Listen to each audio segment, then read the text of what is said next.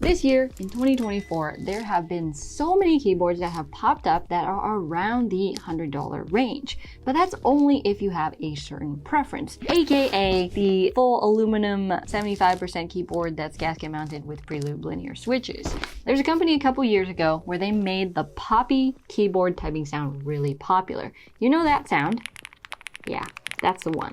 That's the sound that everybody really tries to mimic nowadays. And this company, Evoworks, is a stem off of that company to make pre-built keyboards. In the past 5 years, I've looked at hundreds of keyboards and I've built like 25 custom keyboards myself.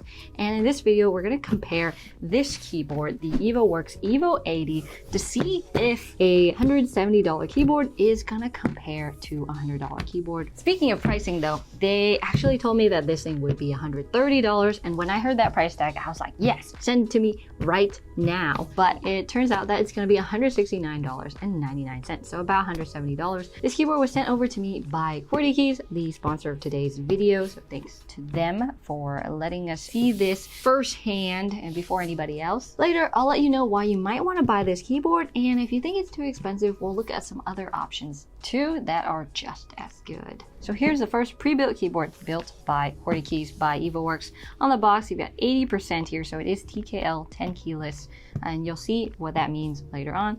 And the box has a nice premium experience, but honestly, there's nothing on here other than which style it is. So they've got various colorways, which we'll look at later too. But as a preview, I'll tell you that there are 10 colors that you get to pick from. And I've got one of the 10 here today. So it does come with a carrying case. And the case is specifically meant to be a carrying case designed to protect the product during production and shipping from the factory to your doorstep. It's not meant as a standalone product. Ooh. So this is a pre-production model, which means there's going to be some things that are missing. I think we're missing a couple tools here and there, but we should have everything other than those. So we got the manual, got all of our accessories here. Some of these accessories I won't have today, but you will have when you buy this keyboard. So it's got easy disassembly, which is one of their really, really cool features. And I'm just going to leave this here at the side because I think we're going to need it later on. Why? Because manuals nowadays actually really matter. And I dropped something important. What did I drop? I dropped a wireless dongle. Ooh, this keyboard has 2.4 gigahertz connectivity in a wireless dongle. So I think that we're gonna keep that to the side. Probably gonna need the manual to connect it. And then a couple switches as well. Linear switches, they are Neo switches. Wow, they sort of look pretty. This keyboard comes with 2 switch types because they're gonna have switches inside it. How awesome is that? You're not gonna have to put them in yourself. And these are the Azure linear switches. The other switch type are Oat linear switches. This is supposed to give you the clacky sound. The Oat linear switches are supposed to give you the thocky sound. So we got 3 extra switches. We've got a USB-C cable, braided cable, not the longest cable. I am 5'2", so my wingspan looks like it's about a 5-foot cable. You get a keycap switch puller, which I don't ever really see come with custom keyboards, but since this is pre-built. And then you also get extra gaskets and leaf springs. So I'm just gonna put that back in there. I don't intend on breaking this keyboard and having to do that again. And this keyboard, when you buy it, it comes entirely plastic wrapped, but I had to open it up to make sure that it was working. And while Keys is a sponsor of this video, they actually don't get to review this video before I post it or anything I say, which means I'm allowed to compare it to other keyboards that are more affordable that you may be interested in. Just saying. So this colorway is called the Ink. And what's really cool about this is the back side. You've got a nice looking weight here, and we've got a little peel here for the indicator strip. I'm just gonna take that off. Ooh. And I wonder what it indicates, so we'll check that later on. And the one thing I see that's missing is if we have a wireless dongle, which means it should be able to turn on by itself, where is the on switch? All we have is a USB-C port in the middle here. That's it. There's no toggle, there's no switch. We've got some really cool machining with the curves. Very, very nice. Rubber feet, a weight here, and this is a great time to talk about the 9 other colors that it comes with. So I've got the first one here, anodized ink. There's also anodized nimbus, Tyrian, Sand Gold, no idea what these names mean, but they sound cool, Scarlet. And then there's some spray coated options, so spray coated baby pink, butter yellow, cream, spark, and iceberg. All very cool colorways. So the two options are, this one is the Azure linear switch with the FR4 plate, which is a little stiffer. And then the other option is a polypropylene plate, also known as a PB plate with linear switches, which is gonna give you a creamier, more thoughtful sound. So back to the keyboard, we've got the battery compartment here. And another really cool thing about these QWERTY Keys keyboards, I can take apart this keyboard in approximately 4 seconds, all by using a little bit of leverage and force. So they have the ball catch mechanism here. You just press it in, it uses friction. And then on the back side, you have, oh, is this a dongle holder right here? Could this be? Yes, it is. But if you're carrying this around, or you need a storage place for your dongle because you're scared of losing it, plop it in right there and press the case down. That's really awesome.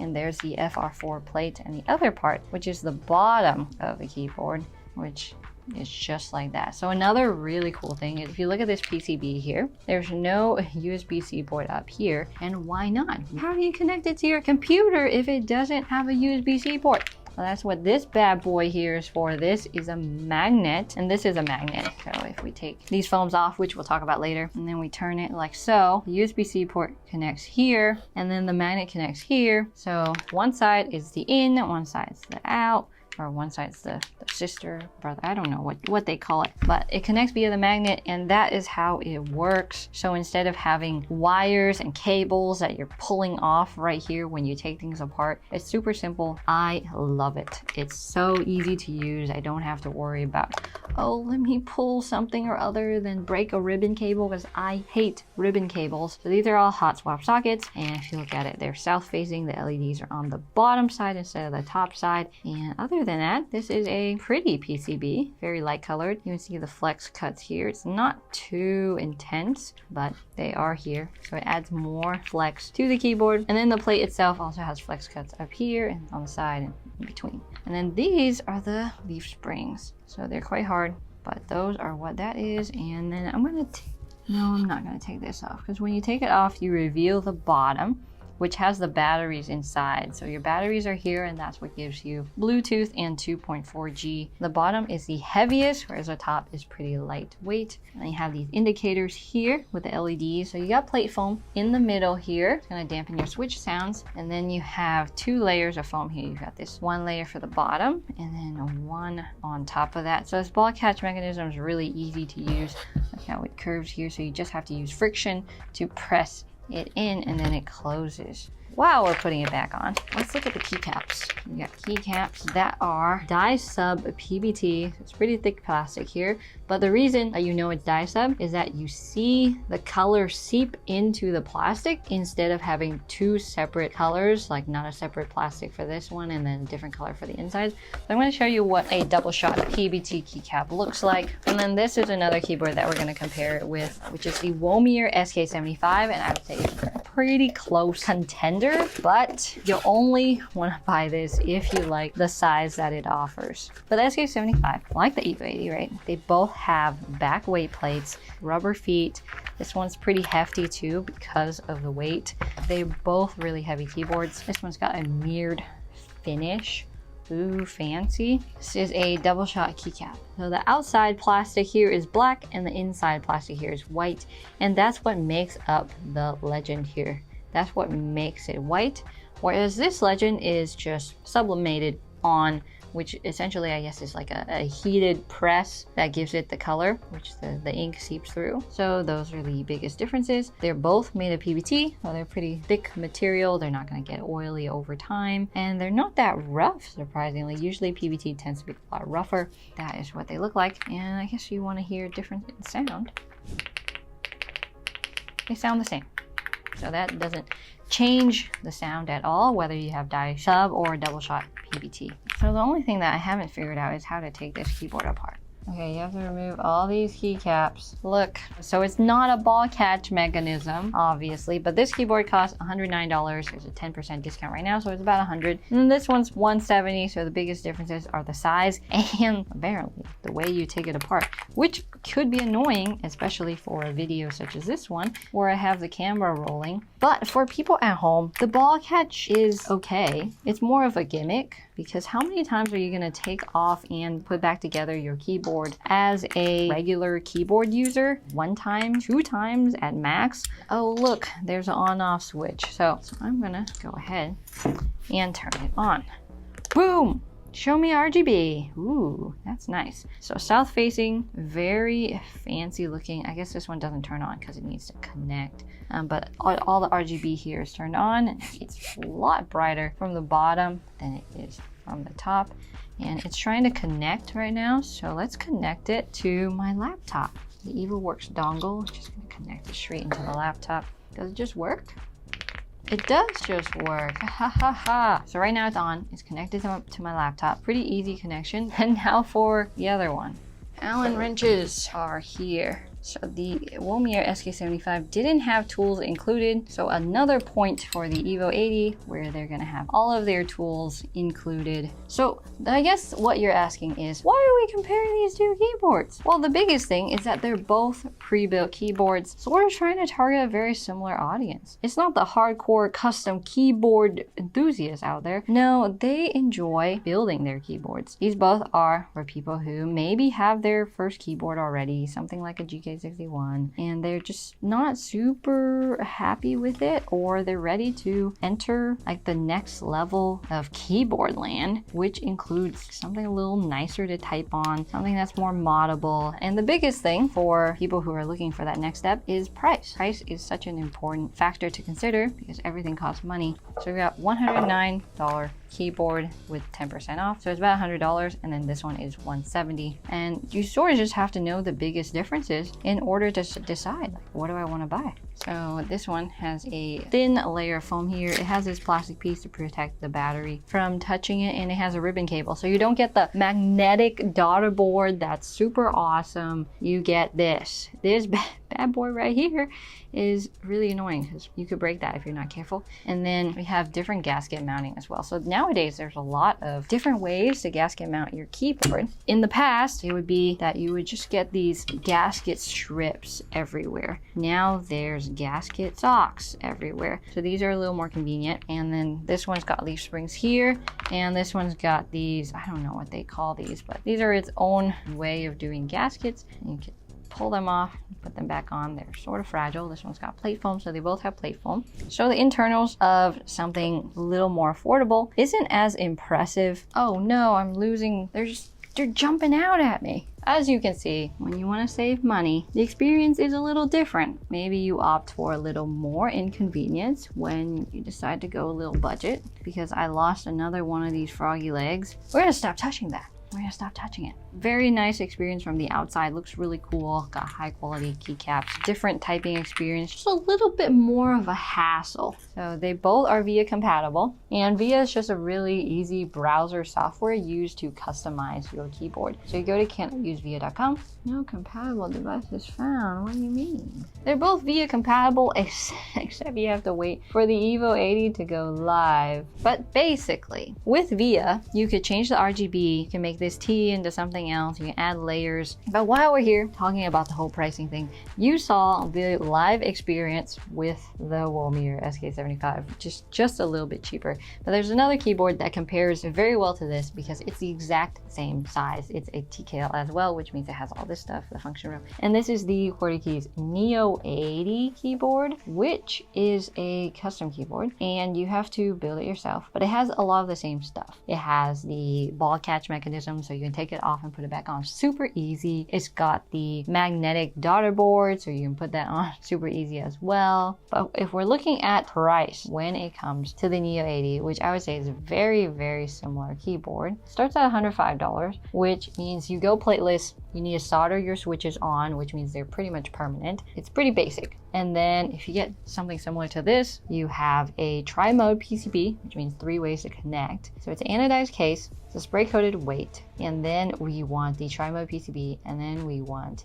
a FR4 plate. So this would be $140 for the new 80 for just the kit alone, which means you still have to put it together, and then you need to add on all the switches and then all the keycaps. So if you're taking in that difference there, then this keycaps and switches would be like $30, which is sort of crazy affordable, because usually you're paying at least $50 for switches and then at least another $50 for keycaps. And the other bit is that it's already built. It comes just like this. It has all the parts in it. When it comes to experience, it's really simple. You buy it, you get it, you use it, that's it. If you're looking for a more custom experience, maybe you would want something else, or you can buy this and still take it apart and then mod it to your liking. The downside is that you only have 2 options for switches and plates, but you have a lot of colorway options. It just depends on how you want to weigh the additional keycaps and switches. This is a really cool keyboard. It's really moddable. It's very unique. And another thing is that it's not a group buy. Well, technically it's not a group buy. 40Keys has this interesting buying format, which took me a while to understand and figure out. So I'm going to explain it to you because it's going to save you a ton of time and a large headache. When you buy, they basically say like, you bought on this date, you're locked in for this week. If you buy this week right now, you'll get your things about a month from now. And it's not even a month. It's about 2 weeks to 4 weeks. So you could say that they're all mini group buys where you lock yourself in for the week and then they produce it and then get it shipped to you on a rolling basis. So it's not this huge 1 month buying period. It's like on these 50 people who ordered this week, like we're gonna produce it and then ship it and then like do this cycle over and over and over again, which is a really cool, unique format compared to what people did before, or some people still do now, which means that you get your product faster without having to wait as long, and your money isn't just off in nowhere land stuck and you're just like, where's my keyboard, where's my keyboard, like I want my keyboard. So we're gonna do a sound test with all the foams, and then I'm gonna take 1 off and then I'm gonna take 2 off, and that way you get to see the difference in sounds, because personally I don't like the way that foams sound sometimes. So I know you all are curious, I am as well.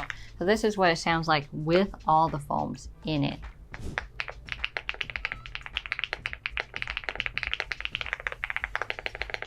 Ooh, nicely tuned stabilizers, but notice how poppy it is and how loud it is. It's so loud. Like someone way across the house could be like, oh my gosh, they're typing so loud. But let's see what happens when you take off some foam, because this keyboard's so easy to take apart. Like the only thing that's hard to take off is this layer here. It's pretty difficult to take off because you have to take off all the keycaps, you have to take off all the switches. So I took off this layer of foam here, and this is what it sounds like.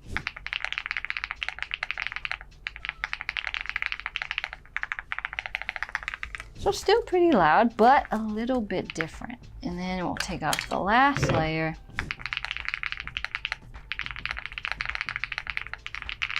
Still pretty clacky, super loud still. Now look at this flex. Whoa, I'm practically touching the bottom of the case right here. And then let's go to the ranking table. So if you're interested in looking at every single keyboard that we've ever reviewed ever, check out the link down below, as well as the link to join our Discord server. So I'm gonna do a new keyboard. The biggest issue I see is that it's $170. But the other thing that makes it really hard to rank is that it's a completely pre-built keyboard by a custom keyboard company. If we compare this price point to something like Asus or Corsair, I would say this keyboard is winning, but maybe not for gaming since it is a little heavy. But compared to something that's just a little more affordable, it all comes down to how much do we value the ease of taking it apart and putting it back together. Since I feel like that was the biggest difference between that keyboard and this keyboard. Maybe connecting was a little easier, but if I read that manual, I think I would make it work. If it was $130, like they had initially told me, I would give this 5 stars like so easily, but because of the price jump, I would give it 4.5, which means it's pretty dang good. So who's this keyboard really for? It's if you want a custom keyboard experience, except you don't want to think about the switches, keycaps, what plate to buy, how do I make the keyboard sound really good, and how do I mod it and do all those things. It comes right out of the box. You don't have to do anything. Building keyboards, it's just a hassle unless you love the process. And if you don't, I'm not gonna lie, it's a really good keyboard. But is it worth it to be like 72% more than a $100 keyboard with a similar typing experience? That part's up to you. So let me know what you think about this keyboard. It will be linked down below. And thank you for QWERTY Keys for sponsoring this video. Bye.